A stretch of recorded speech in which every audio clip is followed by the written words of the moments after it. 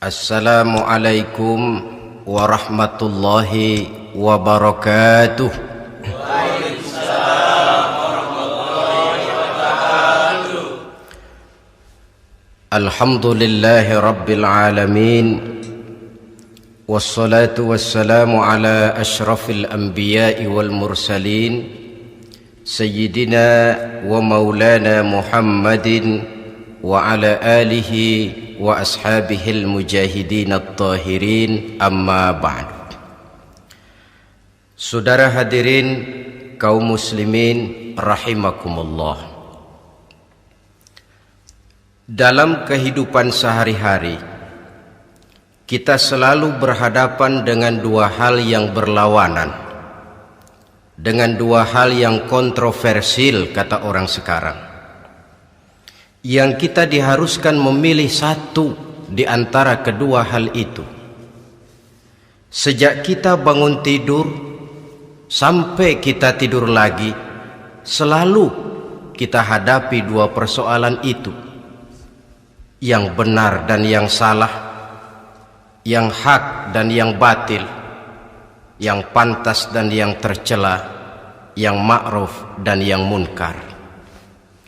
Persis seperti sebaik lagu yang lagi ngepop dan banyak dinyanyikan anak sekarang, madu di tangan kananmu katanya, racun di tangan kirimu.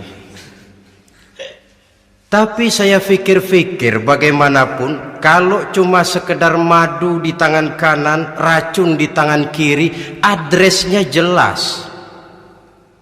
Yang repot kalau kita sudah tidak tahu lagi mana yang madu, mana yang racun.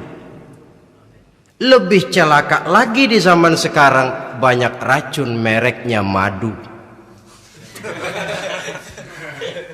Kita terpedaya, kita terpesona, kita terpukau oleh racun yang bermerek madu ini. Kita minum dia, yang akibatnya rawan di dalam kehidupan kita. Sangat banyak racun-racun yang terpancang di sepanjang perjalanan hidup kita ini. Dan dua di antara racun kehidupan itu akan kita bicarakan pada pertemuan kali ini, yakni arak dan judi, minuman keras dan judi.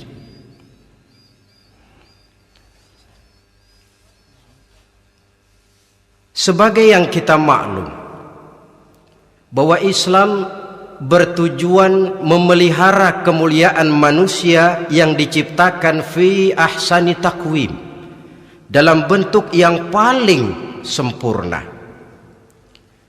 Arak atau minuman keras jelas merupakan hal yang merusak dari berbagai aspek kehidupan, entah kesehatan tubuh, entah pertumbuhan akal, ketentraman rumah tangga, ketentraman masyarakat, bangsa dan negara. Cobalah sejenak kita adakan penyelidikan. Kalau masuk kita ke dalam penjara, melihat sel-sel di sana, berapa banyak yang mendekam di sel karena urusan minuman keras. Masuk kita ke rumah sakit, berapa banyak yang dirawat akibat minuman keras, akibat stres yang dialaminya. Berapa banyak rumah tangga berantakan, berapa banyak pembunuhan terjadi, pemerkosaan terjadi akibat daripada minuman keras ini. Yang paling ironi kalau dia sudah menyerang anak-anak muda kita. Padahal kita tahu remaja pemuda adalah bentuk miniatur daripada kehidupan suatu bangsa. Akan bagaimana warna Indonesia 20, 30, 40 tahun yang akan datang, remaja dan pemuda kita jawabannya. Bahkan dari segi agama pun, akan bagaimana warna Islam di Indonesia 20, 30 tahun yang akan datang, remaja itu pula jawabannya. Karena itu tidak terlalu berlebihan kalau saya berkata bahwa untuk menghancurkan Islam di Indonesia ini tidak perlu menghancurkan pondok pesantren, tidak perlu menutup masjid, melarang pengajian, menyegel musola, tidak perlu. Untuk menghancurkan Islam di Indonesia cukup dengan meracuni remaja, pemuda-pemudi Islam di Indonesia. Kalau mereka sudah diracuni, dijauhkan dari agamanya, masalahnya tinggal menunggu pergantian generasi. Maka yang jadi pilot proyek jelas remaja, pemuda, termasuk dengan menanamkan pengaruh minuman keras. Ditanamkan ke tengah remaja kita ini untuk jauh dari tuntunan agama. Hei pemuda-pemuda Islam, kalau kau mau jadi pemuda modern, jangan dekat-dekat ke masjid. Masjid khusus 60 tahun ke atas. Sepertinya di depan masjid itu ada papan pengumuman masjid khusus 60 tahun ke atas. Baca Quran kolot. Seiring dengan itu lalu modernisasi diartikan dengan westernisasi. Kau tidak akan bisa jadi pemuda modern sebelum semua yang datang dari barat kau telan mentah-mentah. Kau harus bisa bergaul seperti orang barat, berumah tangga macam orang barat, makan minum seperti orang barat. Kalau nyanyi lagu barat yang orang lain gak ngerti, kamu juga gak tahu.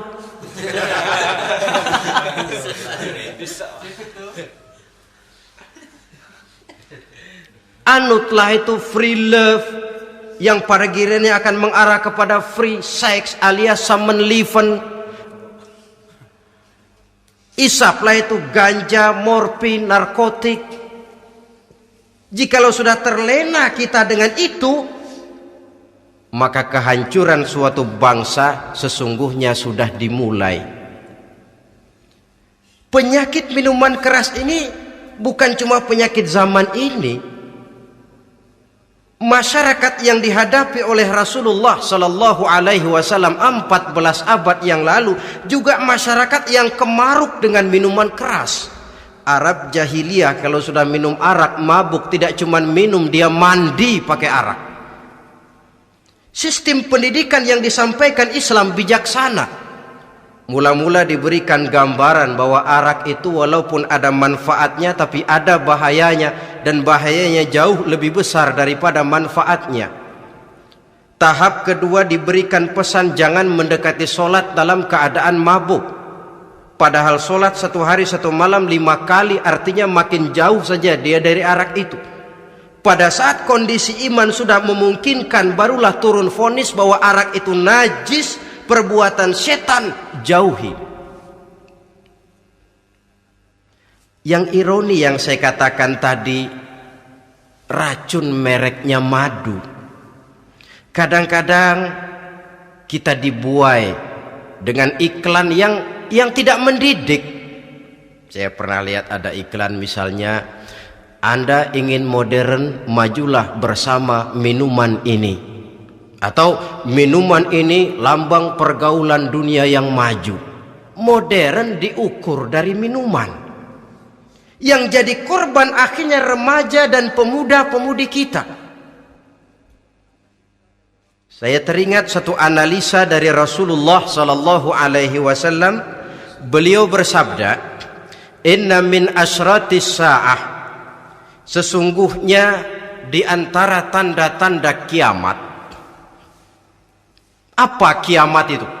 Dalam arti yang umum, kiamat itu saat dimana alam ini hancur, bumi gempa, air laut tumpah ke darat, gunung meletus, planet-planet bertabrakan, lalu semua yang bernama hidup mati. Itu kiamat beneran. Saya nggak mau cerita kiamat beneran sebab saya sendiri nggak kepengen ngalamin. Yang sering kita ngalami ini kiamat kecil-kecilan, kiamat mini. Apa kiamat mini itu? Hancurnya sendi-sendi kehidupan sosial. Maksiat merajalela, munkarat menjadi-jadi. Yang ma'ruf dianggap munkar, yang munkar malah menjadi ma'ruf. Yang salah disanjung-sanjung, yang benar dicaci maki. Tuntunan dianggap tontonan, tontonan malah jadi tuntunan. Kan kiamat kalau sudah begitu. Penjungkiran nilai. Kenapa hal semacam ini bisa terjadi? Penyebabnya kata Nabi, pertama ayyurfa'al ilmu. Ilmu diangkat oleh Allah. Bagaimana cara Allah mengangkat ilmu dan apa maksudnya itu? Allah mengangkat ilmu itu, saudara, caranya pertama dengan mewafatkan ulama. Makin banyak ulama wafat, makin banyak ilmu ditarik.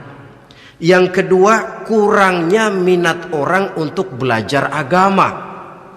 Kalau sudah klop macam itu, artinya agama sudah disudutkan ke pojok-pojok kehidupan.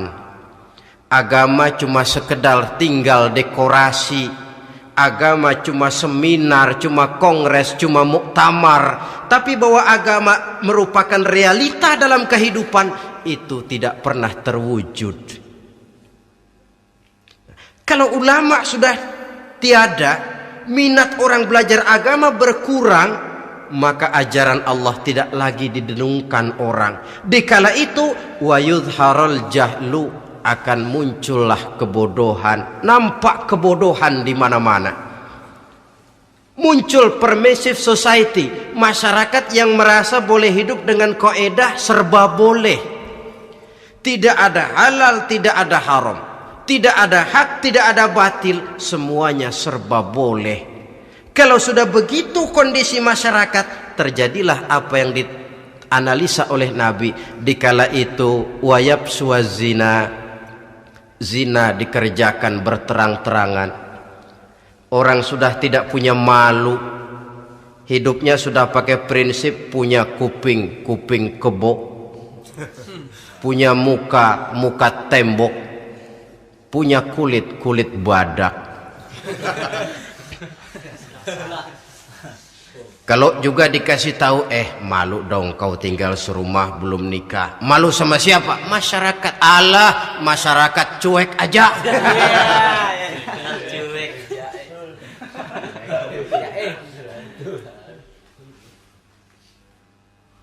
Bukankah realita kalau kita ikuti surat-surat kabar, berapa banyak sudah gadis-gadis bergelimpangan jadi korban? Berapa banyak bayi-bayi yang lahir ke alam ini tanpa harus tahu kemana dia mesti manggil bapak, yang akhirnya mengalami ketragisan, dimasukkan ke dalam kantong plastik, dibuang ke tempat sampah.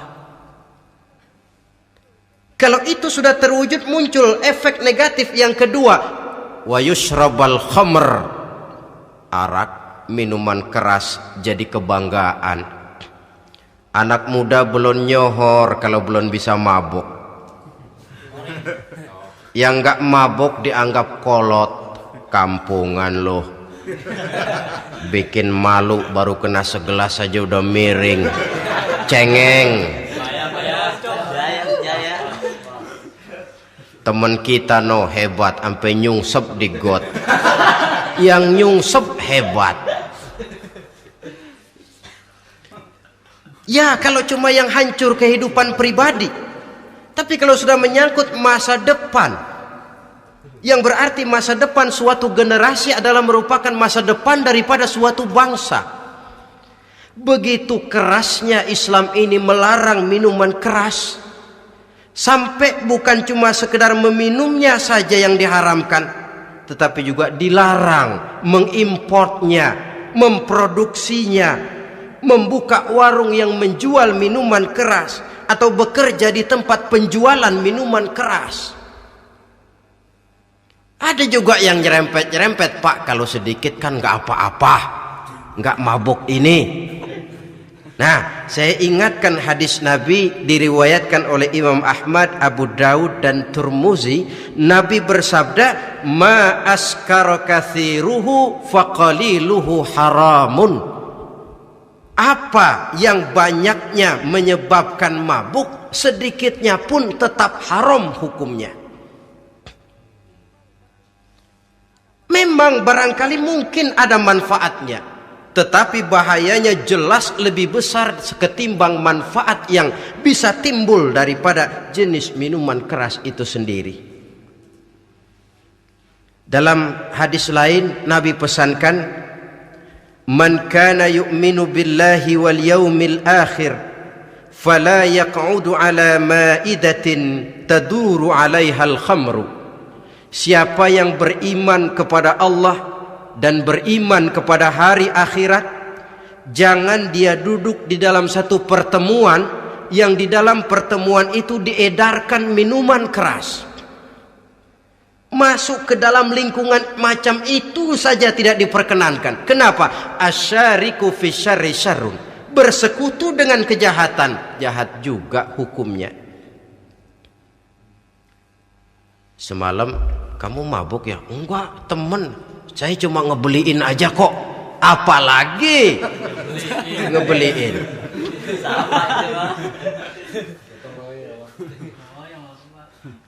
Sebab apa? Dalam keadaan mabuk, orang tidak lagi bisa berpikir secara logik. Daya kontrol hilang, artinya perbuatan sudah tidak terkontrol lagi. Yang pertama. Yang kedua, IQ tidak akan tumbuh dan berkembang secara normal seperti yang kita harapkan. Yang ketiga, harga diri akan runtuh hancur di tengah masyarakat. Bayangkan kalau tengah malam kita digotong orang, diantar ke rumah kita. Dengan kondisi macam itu masih punya muka kita untuk tegak di tengah masyarakat. Masih punya harapan kita untuk tumbuh menjadi pemimpin, sementara orang terkenang, ini kan yang kemarin malam gua gotong, dia lagi mabuk. Harga diri, kepribadian. Jangan lupa saudara, kita hidup di tengah masyarakat. Masyarakat itu punya hukum yang tidak tertulis, tapi lebih kuat dan lebih kejam daripada hukum tertulis. Orang bilang, sekali arang tercoreng di dahi, seumur hidup orang akan tetap ingat. Makanya Rasulullah dalam hadis memberikan tamsil untuk adik-adik remaja muslim ini, masalul mu'min kamasalin nahli. Perumpamaan orang yang beriman itu persis seperti tawon. Mentalitas orang mukmin persis tawon. Apa mentalitas tawon? Kalau kita ngaji bab tawon, kita renungi apa keistimewaan tawon. Saya lihat-lihat, ternyata tawon itu punya 4 keistimewaan. Pertama, tawon itu yang dihisap selalu saripati bunga. Bagus makanannya. Belum pernah tawon keliru makan. Saya belum pernah dengar kok ada tawon makan tahu.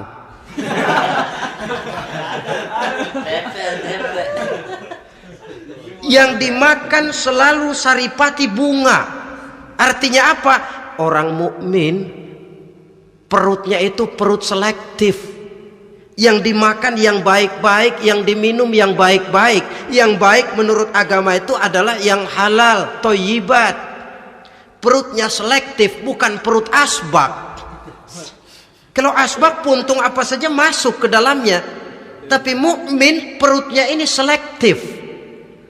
Daging kambing masuk, tahu masuk, kangkung masuk, kodok minggir,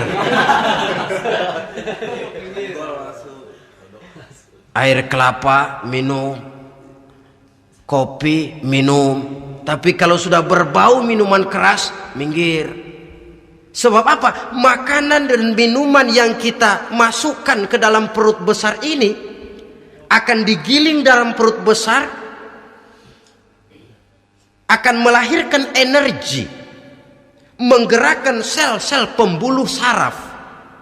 Kalau makanan dan minuman itu terdiri dari yang haram, energi yang ditimbulkan olehnya energi yang haram, mempengaruhi sel-sel pembuluh saraf. Orang akan cenderung berpikir yang haram kalau terlalu sering memakan makanan haram.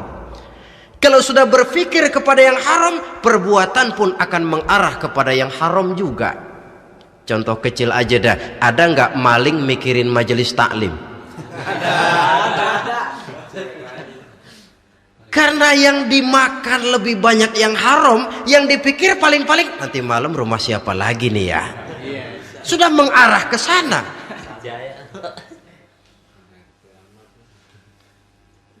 Saripati bunga yang dimakan tawon itu. Lalu tawon yang kedua saya lihat yang dikeluarkan selalu madu. Artinya apa orang mukmin itu? Kalau dia berkata, perkataannya mengenakan orang. Kalau dia berbuat, perbuatannya membawa manfaat bagi orang. Kalau kakinya melangkah, tentu ke tempat yang ada gunanya, yang dikeluarkan madu, bukan racun. Indah tawon itu. Yang ketiga, tawon saya lihat kemanapun dia hinggap tidak ada dahan patah. Artinya apa? Orang mukmin dimanapun dia tinggal, kemanapun dia pergi, pantang jadi biang kerok buat lingkungannya, pantang menimbulkan kerusuhan dan keonaran. Tidak ada cabang patah dimanapun tawon hinggap.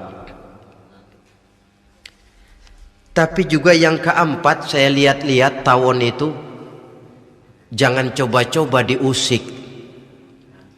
Satu kali dia diusik, kemana orang lari? Nyilem masih ditungguin. Tawon. Tapi kalau nggak diusik, nggak ada tawon usil ke pasar nyariin orang. Ketika dia diusik, inilah saatnya saya harus mempertahankan kehormatan diri saya. Dia pun bangkit. Artinya apa? Orang mukmin tidak boleh nyari-nyari musuh, tapi ketemu musuh tidak boleh lari. Musuh jangan dicari, bertemu pun jangan lari. Mentalitas orang mukmin seperti tawon, yang dimakan baik, yang dikeluarkan baik, kemana dia tinggal tidak menimbulkan keonaran buat masyarakat, tapi juga sanggup menjaga dan mempertahankan kehormatan dirinya. Kalau konteksnya dengan masalah yang sedang kita bicarakan, minuman keras, saya katakan tadi, kita kadang-kadang salah pilih, tertipu oleh racun yang bermerek madu. Ada minuman empuk, nyari yang keras, salah pilih. Ketahuan orang bikin pel buat anjing, manusia yang nelen. Akhirnya miring kayak anjing. Saudara, mari kita renungi An-Nisa ayat 140. Allah Subhanahu wa taala mengingatkan, "Qad nazzala 'alaikum fil kitabi an idza sami'tum ayati Allahi yukfaru biha wa yustahza'u biha fala taq'udu ma'ahum hatta yakhudu fi haditsin ghairi innakum idzam misluhum." Sungguh, kata Allah, telah diturunkan kitab Al-Quran ini kepada kamu, yang apabila kamu dengar ayat-ayat Allah itu diingkari orang, diejek-ejek orang, fala taq'udu ma'ahum, jangan kamu duduk bersama orang-orang semacam itu. Bagaimana mengejek ayat-ayat Allah? Misalnya, tahu kalau minuman keras itu diharamkan, tapi masih minum juga, itu kan mengejek ayat namanya. Duduk di majelis semacam itu dilarang oleh Quran. Kenapa? Innakum izam misluhum. Kalau kamu juga duduk di majelis semacam itu, kau dan mereka sama saja, kata Quran. Sama saja. Tahu kalau minuman yang memabukkan itu diharamkan agama, tapi diminumnya juga mengejek ayat Allah. Duduk di tengah kelompok mereka berarti ikut mengejek ayat Allah. Dekat saja pun jangan, entahlah lagi sampai meminumnya. Maaf, bukankah Allah menurunkan Al-Quran kepada manusia, kata Imam Al-Ghazali, persis, maaflah, seperti gubernur berkirim surat kepada Pak Lurah. Dalam suratnya Pak Gubernur bilang, Pak Lurah, tolong carikan tanah di daerah Kebayoran untuk sekolah 6.000 meter. Pak Lurah dapat surat dari Pak Gubernur, bangga bukan main. Itu surat sore, pagi, siang, malam dibaca, ditaruh di tempat yang tinggi, diberikan minyak wangi, mau diambil dicium dulu, dibawa dengan penuh hormat dan hati-hati, tapi tanah yang dipesan Pak Gubernur tidak dicari-cariin. Penghargaan macam apa ini? Nanti gubernur cek, Pak Lurah, siap Pak? Sudah terima surat saya? Sudah Pak, sudah. Bagus. Lalu bagaimana? Aduh Pak, surat Bapak sore pagi siang malam saya baca. Bagus. Apalagi Lurah? Surat Bapak saya taruh di tempat yang tinggi Pak. Saya pakaiin minyak wangi. Mau saya ambil, saya cium dulu. Saya bawa dengan penuh hormat dan hati-hati. Bagus Lurah, kau memang hormat sama atasan. Cuman Lurah, tanahnya udah dicariin belum? Nah yang itu belum tuh Pak. Belum. Kata gubernur, bagus Lurah, besok berhenti lo ya.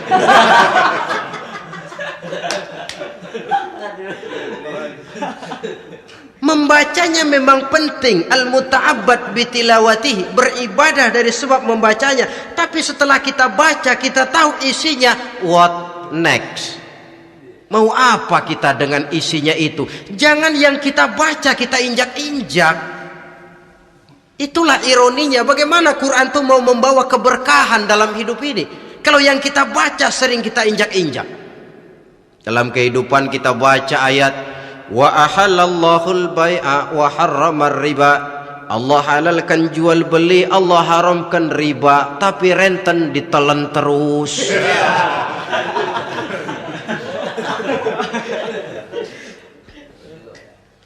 Kita baca ayat wa'tasimu bihablillahi jami'an wa la tafarraqu. Berpegang teguhlah kamu kepada tali Allah, jangan bercerai-berai. Tapi sesama muslim pelotot-pelototan jalan terus. Janganlah yang sesama muslim kadang-kadang yang mengklaim dirinya sebagai pemimpin Islam kelihatannya juga sikut-sikutan jalan terus.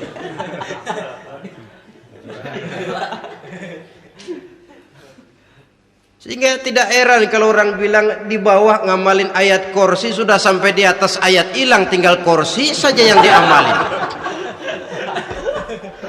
Ironi dan menyedihkan. Perjalanan panjang memang saatnya kita menunggal dengan Al-Quran ini. Tetapi prosesnya memang harus kita mulai dari sekarang. Perkara kapan proses ini selesai, itu bukan masalah kita. Tapi bahwa kita sudah memulai suatu proses, itulah yang diharapkan. Hadirin yang saya hormati,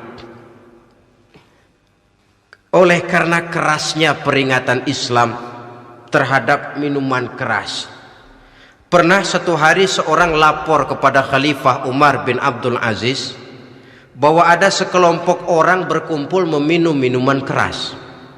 Kata Khalifah Umar bin Abdul Aziz, dera mereka, hukum, cepat. Ya Khalifah, kenapa? Di tengah mereka ada juga orang yang Ramadan biasa puasa. Begitu? Iya, yang biasa puasa duluan hukum. Kenapa?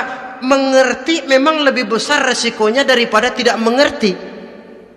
Kalau yang tidak mengerti dilatar belakangi oleh kebodohan, barangkali masih bisa ditolerir, masih bisa dimaklumi. Ini toh sudah tahu mau puasa, kenapa berkumpul di majelis yang ada minuman keras? Tapi memang kelompok ini kan memang selalu ada. Kita lihat dalam masyarakat itu kan ada 4 kelas itu. Pertama, ada orang yang tahu perintah dan tahu larangan. Ini the first class, kelompok terbaik. Perintah tahu dia kerjakan, larangan tahu dia jauhi. Ini orang terbaik. Yang kedua, ada orang tahu perintah tapi tidak tahu larangan. Perintah tahu, larangan tidak tahu. Sholat mau, puasa mau, zakat fitrah bayar, nyolong mau, mabuk ayo. Perintah tahu tapi larangan tidak tahu, akhirnya semua dikerjain. Barangkali yang rada bingung malaikat bagaimana nyatatnya ini, kotor absen. Gelas yang ada di hadapan saya ini, kalau semua diisi air putih macam ini, kan jelas bisa diminum orang. Kalau semua diisi bensin, jelas bisa diminum motor. Tapi kalau separuh diisi air putih, separuh diisi bensin, Kacau. Kalau gelas yang ada di hadapan saya ini sepenuhnya diisi air putih, jelas bisa diminum orang. Kalau sepenuhnya diisi bensin, juga jelas bisa diminum motor. Yang repot kalau separuh diisi air putih, separuh diisi bensin. Kacau statusnya. Orang minum mabuk, motor minum pun mogok. Dijual juga tidak laku barang campuran. Inilah makna pernyataan Allah, wala talbisul haqqa bil batil. Jangan kamu campur adukan antara yang hak dan yang batil. Perintah dikerjakan, larangan pun dikerjakan juga. Kelompok ketiga, ada pula manusia yang tahu larangan tapi tidak tahu perintah. Larangan tahu tapi perintah tidak tahu. Jahat sama tetangga tidak, mencuri tidak, mabuk tidak, zina tidak, sholat tidak, puasa tidak, polos, semua serba tidak. Dan yang terakhir, kelompok keempat, perintah tidak tahu, larangan pun tidak tahu. Ini masuk kelompok makhluk gratis. Misalnya kambing, ayam, kerbau, itu kan makhluk-makhluk yang memang perintah tidak tahu pun larangan juga tidak tahu. Nah, dalam hubungannya dengan ini, saya mengajak, marilah kita berusaha sekuat mungkin menjauhkan diri dari minuman keras yang jelas bahayanya dengan hidup tidak jauh dari bimbingan agama. Hadirin kaum muslimin rahimakumullah. Kawan seiring dan sejalan dari minuman keras, judi namanya. Saudara kembar barangkali. Yang satu sering menimbulkan yang lain, tetapi bukan tak jarang keduanya berjalan berdampingan. Posisi judi dan arak ini dalam Quran sama bahayanya. Apa sebab? Mentalitas judi adalah mentalitas sirkeless, lingkaran setan. Artinya yang menang biasanya ketagihan, yang kalah biasanya penasaran. Ini yang menyebabkan orang tidak mau berhenti. Kalau dia menang, dia ingin mencoba untuk menang dalam jumlah yang jauh lebih besar lagi. Kalau dia kalah, dia penasaran, kenapa hari ini kalah? Barangkali sial, besok malam saya tebus. Mental semacam ini memang sulit untuk berhenti. Kenapa judi diharamkan dalam Islam? Pertama, seorang muslim di dalam berusaha mencari harta, dia harus mengikuti sunnatullah. Kata kita orang muslim, hukum alam kata orang sekarang, natural of law bahasa kerennya. Berusaha menurut hukum kausal, memasuki rumah dari pintunya, menunggu suatu akibat dari sebab yang kita lakukan, bahwa kalau begini mesti begitu, karena kita memang terikat oleh permainan yang disebut hukum alam ini. Hidup bukan undian, jangan mengharap untung besar tanpa mau peras keringat. Satu pagi Khalifah Umar bin Khattab radhiyallahu an masuk ke masjid. Beliau lihat ada orang sedang berdoa khusyuk betul. Ditunggunya 2 menit, 3 menit, sampai 10 menit lebih belum juga selesai. Agak lama orang itu berdoa. Selesai berdoa, dihampiri orang itu oleh Sayyidina Umar. Beliau tanya, saudara, lagi apa tadi itu? Berdoa ya Khalifah. Minta kepada Allah? Tentu minta kepada Allah. Minta apa kamu? Minta rezeki. Sudah lama? Dari tadi habis sembahyang subuh. Dapat? Belum. Ya memang kata Sayyidina Umar, inna sama la tumtiru zahaban wala fiddatan. Langit itu tidak mungkin akan menghujankan emas, tidak mungkin pula menghujankan perak. Jadi orang dilarang duduk bermalas-malas menunggu keajaiban yang datang dari langit.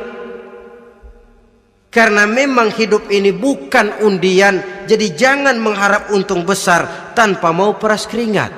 Di dalam berusaha kita terikat oleh sunnatullah. Kalau begini sebab penyebabnya, akan begini akibat yang ditimbulkannya. Yang kedua, Islam menjadikan harta manusia itu sebagai benda berharga yang dilindungi.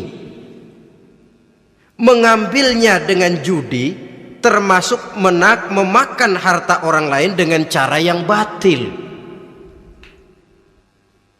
Yang ketiga, judi itu sendiri dapat menimbulkan permusuhan dan pertentangan antara para pemain itu sendiri. Meskipun kelihatannya kompak duduk dalam satu meja yang saling berhadap-hadapan, yang kalah kelihatannya pasrah, tetapi kan itu cuma kulit permukaan. Batinnya bagaimanapun juga yang kalah itu tetap mendendam. Sedangkan yang kalah di samping mendendam juga mengomel, mencaci mungkin ya lawan bermainnya, ya mungkin juga dirinya sendiri. Dan yang keempat, judi itu merusak aktivitas hidup, membuat orang membuang waktu dengan tidak terasa, dan yang pada gilirannya melupakan orang kepada tanggung jawab. Wah, kalau sudah memegang kartu, konon kabarnya, saya sendiri alhamdulillah belum pernah, lupalah orang anak, lupalah orang kepada istri, lupalah orang kepada tanggung jawab. Waktu pun berlalu tanpa terasa. Apalagi kalau sudah diiming-iming oleh gambaran akan memperoleh keuntungan yang besar. Termasuk di dalam judi itu undian, apapun namanya.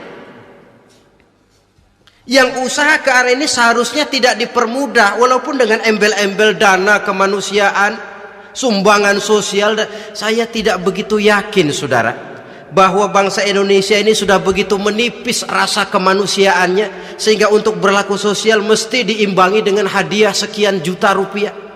Saya tidak percaya bahwa umat Islam di Indonesia sudah begitu tipis rasa kasih sayangnya kepada sesama sehingga sulit mengeluarkan bantuan kalau tidak diimbangi dengan hadiah yang sekian puluh juta rupiah.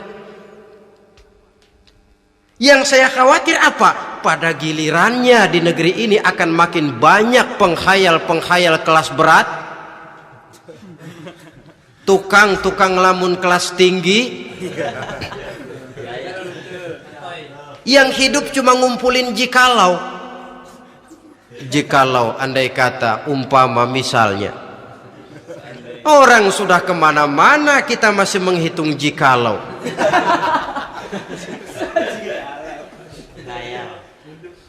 Orang boleh saja mengharap burung terbang tinggi, tapi punai di tangan jangan dulu dilepas. Artinya idealisme silahkan terbang setinggi langit, tapi kaki harus tetap berpijak di alam realita. Bahwa memang lebih baik makan singkong dalam kenyataan daripada makan roti tapi ngimpi.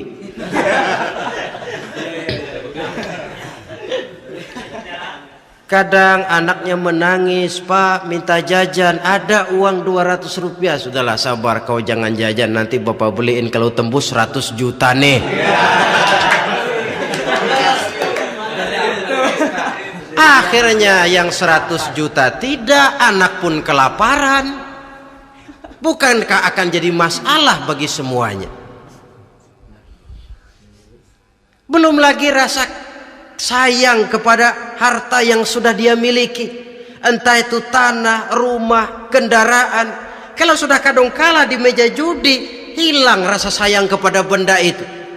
Ada rumah-rumahnya dilelang, ada kendaraan-kendaraan jadi taruhan, ada jam tangan pun copot tanpa terasa. Maka berapa banyak rumah tangga berantakan, istri minta cerai, orang jadi nekat merampok, orang jadi nekat mencuri, korupsi kalau dia pejabat. Akibat apa ini? pengaruh yang namanya judi. Saudara kaum muslimin, ma'asyiral muslimin rahimakumullah. Itu sebabnya di dalam surah Al-Maidah ayat 90 Allah menekankan, innamal khamru wal maisir wal ansab wal azlam rijsun min amali syaitan fajtanibuhu la'allakum tuflihun. Sesungguhnya arak, judi, berhala, mengundi nasib itu rijsun. Ya Allah, jarang benar Quran menggunakan kalimat rijsun. Rijsun ini sudah merupakan puncak kekotoran. Bapak moyangnya najis, itu rijsun. Rijsun, kotor. Sudah kotor ditambah pula min amali syaitan, pekerjaan setan. Fajtanibuhu, jauhi. Jangan sampai main, dekat saja tidak boleh, jauhi. La'allakum tuflihun, jikalau kamu mau menjadi orang-orang yang beruntung. Sejarah tidak pernah mencatat ada orang jadi miliuner karena judi. Sejak David Rockefeller sampai Aristotle Onassis, orang-orang kaya top di dunia, mereka kaya bukan karena judi, tapi karena kemauan peras keringat banting tulang, mau memulai sesuatu dari kenyataan yang real di depan mata. Sebab apa? Hidup ini memang perjuangan. Janganlah kita ingin hidup dengan satu prestasi, ingin tetap hidup seperti apa adanya sekarang ini saja, toh kita harus berjuang. Apalagi ingin hidup lebih baik, lebih terhormat, lebih mudah. Hidup perjuangan. Perjuangan berarti pengorbanan. Berani hidup artinya berani berjuang. Berani berjuang maksudnya rela berkorban. Takut berkorban, jangan berjuang. Tidak mau berjuang, berhenti hidup. Itu logika. Dan bagaimanapun saya yakin lebih baik berkorban daripada menjadi korban. Kalau sekarang kita berkorban, peras keringat, banting tulang, berusaha secara sunnatullah untuk menghidupi anak, istri, keluarga, pada satu saat kita tidak akan menjadi korban kebrutalan anak-anak kita sendiri kalau mereka dibesarkan dan tumbuh berkembang oleh hasil yang diperoleh dari meja judi. Ayat 91 Al-Maidah ini lebih memperkuat lagi. Kalau itu arak, judi, berhala, mengundi nasib adalah perbuatan setan, sebenarnya setan mau apa sih? Ayat 91 menegaskan, innama yuridu syaitanu ayyuqi'a bainakumul adawata wal baghdha'a fil khamri wal maisir. Yang dimaui setan itu tidak lain supaya dengan arak dan dengan judi timbul rasa permusuhan, sikap memusuhi, saling marah di antara kamu. Coba, biasanya dalam meja judi sudah loyo, waktu juga sudah berlarut-larut. Yang menang mau berhenti, apa yang kata yang kalah? Berhenti dah, gue wacok loh. Enak bener, gue lagi kalah, lo berhenti. Coba kira-kira kapan akan selesai permainan? Akan timbul permusuhan, akan timbul rasa dendam, kesumat yang ditanamkan oleh setan. Karena memang baik arak, baik judi, baik berhala, baik mengundi nasib, itu semua permainan-permainan setan yang diberikan kepada kita untuk kita ikut andil bermain di dalamnya. Tatkala kita ikut terkena jerat setan, tertawalah mereka. Kenapa? Oh, makin banyak teman saya di neraka. Maaf, setan itu kan sudah tahu vonisnya. Ketika dulu dedengkotnya yang namanya iblis terusir dari surga, itu bikin semacam perjanjian dengan Allah. Tuhan, kenapa iblis? Gara-gara Adam saya terusir dari surga. Maka sejak saat ini Adam dan seluruh keturunannya adalah musuh bebuyutan saya. Saya akan gelincirkan mereka dari jalan. Silahkan iblis, goda mereka, tapi kau tidak akan mungkin bisa menggoda mereka kalau hamba-hambaku itu menjadi hamba yang ikhlas. Hanya hambaku yang ikhlas yang tidak mungkin kamu goda, yang lain barangkali bisa. Sejak saat itulah iblis memproklamirkan permusuhan, dan dia sudah tahu betul vonisnya neraka. Tugas dia sekarang bagaimana mengumpulkan teman sebanyak-banyaknya ke dalam neraka. Hamba Allah saja yang tidak tergelincir kepada minuman keras dan judi. Hamba Allah yang ikhlas itu bagaimana? Yang ikhlas menjadi hamba Allah dalam arti kata dan perbuatannya memang mencerminkan bahwa dia hamba Allah. Maaf, di zaman sekarang ini kan banyak orang cuma berkata saya hamba Allah mulutnya, tapi perbuatannya membuktikan dia hamba setan, hamba dunia, hamba harta, budak jabatan, budak nafsu. Tidak sesuai antara ucapan dan perbuatan. Sebab itu kata-kata hamba Allah kalau keluar dari mulut manusia itu murah, soalnya ngaku siapapun bisa. Tapi diakui atau tidak, ini yang kita belum tahu. Ada juga orang berdalih, saya akan masang kalau dapat nanti mau nyumbang masjid. Barangkali aja kalau nyumbang masjid disoriin dikit sama Tuhan.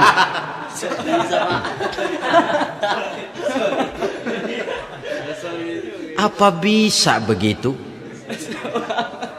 Saudara, kita tidak mungkin mencuci kain dengan air najis.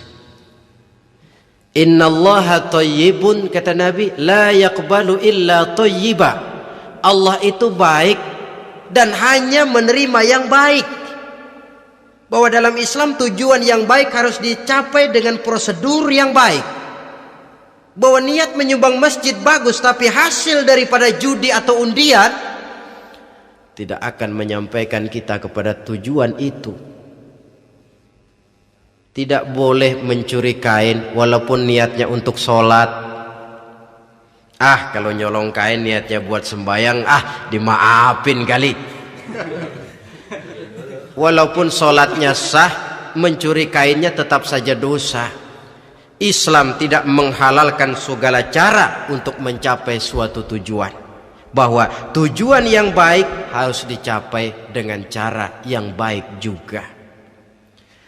Dan penyakit judi ini juga bukan penyakit baru. Sejak dulu masa jahiliyah judi mereka, saya kira kalau Las Vegas, kota judi Amerika saja barangkali masih kalah dengan cara judi jahiliyah dulu. Mereka kalau sudah judi itu uang. Habis uang ada punya tanah pasang taruhan. Habis tanah ada rumahnya dipasang. Apalagi yang ada? Ternak unta dipertaruhkan. Harta habis, rumah ludes, kebun binasa, ada istri juga dipasangin. Judi.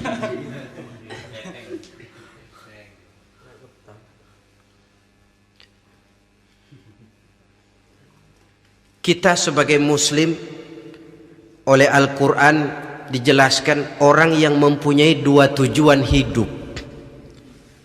Pertama tujuan jangka pendek, yang kedua tujuan jangka panjang. Tujuan jangka pendek dunia dan seluruh isinya. Tujuan jangka panjang adalah akhirat dan ridho Allah. Ini yang terpantul dalam doa setiap kita, Rabbana atina fid dunya hasanah wa fil akhirati hasanah. Tercapai tujuan jangka pendek fid dunya hasanah dan tujuan jangka panjang wa fil akhirati hasanah. Untuk mencapai tujuan jangka pendek, merangkul dunia dan seluruh isinya, Apa yang jadi modal utama? Pertama, pendidikan. Makin tinggi jenjang karier pendidikan yang kita tempuh, rasa-rasanya makin mudah menjangkau dunia dan isinya. Yang kedua, pengalaman. Tenaga expert masih tetap diperlukan. Makin banyak pengalaman, makin mudah menjangkau dunia. Yang ketiga, dan ini ada tapi tidak bisa dijadikan pegangan, faktor nasib, faktor kebetulan. Ada tapi tidak bisa dijadikan pegangan mutlak. Pendidikan, pengalaman, ingin menjangkau fid dunia hasanah, ini modal utama. Lalu untuk mencapai fil akhirati hasanah, prestasi ibadah. Bagaimanapun tinggi pangkat dan jabatan kita, bagaimanapun banyak gelar kita sandang, tanpa prestasi ibadah, nol besar kita dalam pandangan Allah. Itu sebabnya kita sholat. Jadi tidak beralasan kalau orang ditanya, kenapa sih kamu nggak sholat? Ah, tetangga saya sholat melarat terus. Memang sholat itu bukan untuk mencari uang kok. Kalau ada orang yang rajin sholat, rezekinya kelihatan lancar, itu cuma sekedar persekot. Uang muka, cashnya tetap di akhirat nanti. Efeknya apa? Karena kita punya tujuan jangka panjang, mengharap ridho Allah di akhirat. Cara kita mencapai tujuan jangka pendek dibatasi oleh pertanyaan, Allah ridho apa enggak? Kita cari uang, tapi pertanyaan pokok, Allah ridho enggak cara ini? Kita mengejar kedudukan, tapi Allah ridho enggak dengan cara ini? Ini yang menyebabkan kita lantas tidak lalu menghalalkan segala cara. Yang penting tujuan tercapai, cara apapun halal. PKI kan cuma PKI yang berprinsip asal tujuan tercapai, cara apapun halal. Dan kita sudah sepakat PKI dan seluruh ajarannya tidak berhak hidup di bumi Pancasila ini. Cuma jangan sekedar PKI-nya dikutuk tapi ajarannya dipakai.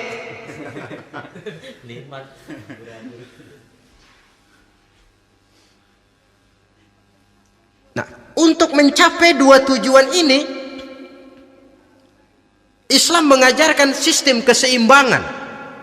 Sehingga Nabi sabdakan, "I'mal lidunyaka ka'annaka ta'ishu abada wa'mal li akhiratika ka'annaka tamutu ghada." Bekerjalah buat duniamu seolah-olah kau akan hidup untuk selamanya, tetapi bekerjalah untuk akhiratmu seolah-olah kau akan mati besok. Jadi kalau kita sudah sholat menghadap Allah, usolli fardal maghrib, Allahu Akbar, ingat seolah-olah kita akan mati besok supaya timbul khusyuknya. Tapi kalau kita sudah bekerja, kuliah, bekerja, belajar di tempat tugas, ingat seolah-olah kita akan hidup selamanya supaya timbul gairah kerja. Jangan dibalik. Di kantor ingat mati, lemas terus. Ngapain kerja sungguh-sungguh bakalan mati.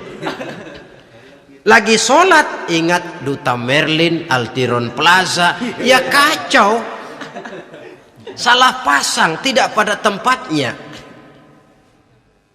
Untuk mencapai fid dunya hasanah ini, Islam mengajarkan tempuh jalur yang mengikuti sunnatullah. Itu yang dihargai oleh agama.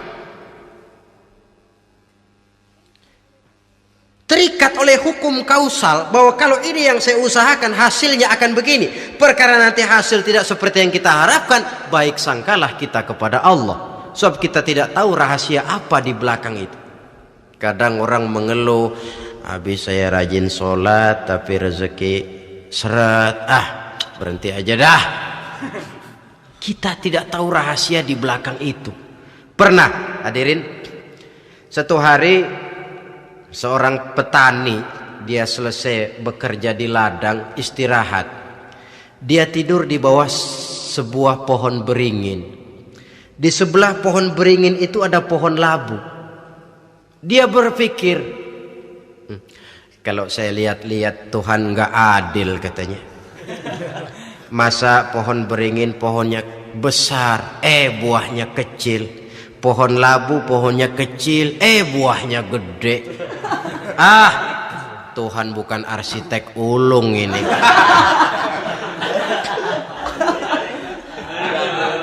Mestinya supaya enak dilihat, beringin yang pohonnya besar buahnya sebesar buah labu. Pohon labu yang pohonnya kecil buahnya kecil saja sebesar buah beringin. Tidak adil Tuhan. Baru dia selesai berpikir Tuhan tidak adil, jatuh sebutir buah beringin tepat menimpa hidungnya. Dia terkejut. Astagfirullahalazim. Kalau begitu saya sadar katanya, Tuhan benar-benar adil. Coba kalau buah beringin segede buah labu, waduh, kayak apa muka saya ini?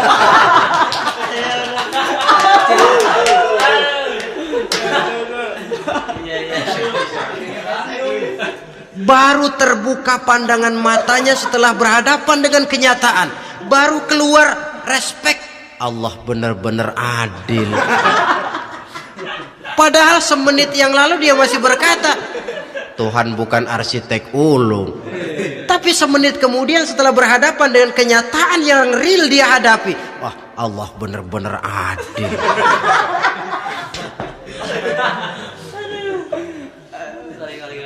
Itulah kehidupan ini.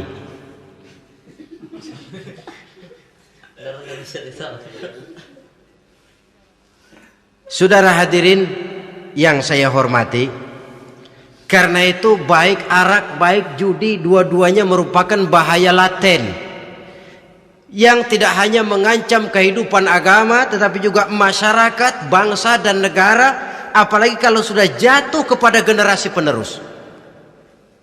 Dan yang bagaimanapun juga saya berpikir sebenarnya remaja, pemuda, pemudi kita cuma korban dari suatu sistem.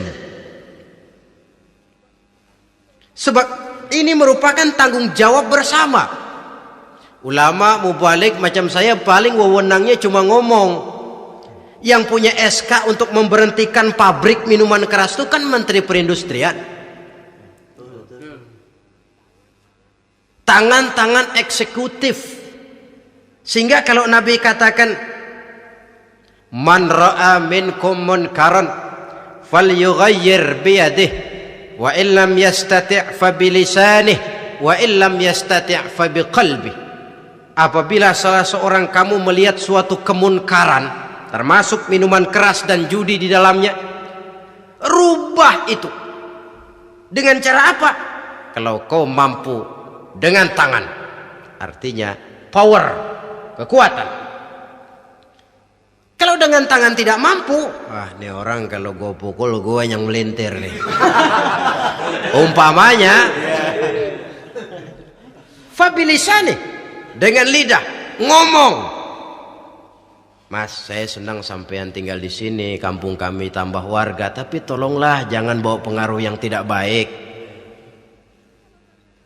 Kalau ternyata bicara pun tidak berani, fabiqalbi, cukup dalam hati, sekurang-kurangnya tidak ikut membenci kemungkaran dalam hati, itulah kadar iman yang paling lemah.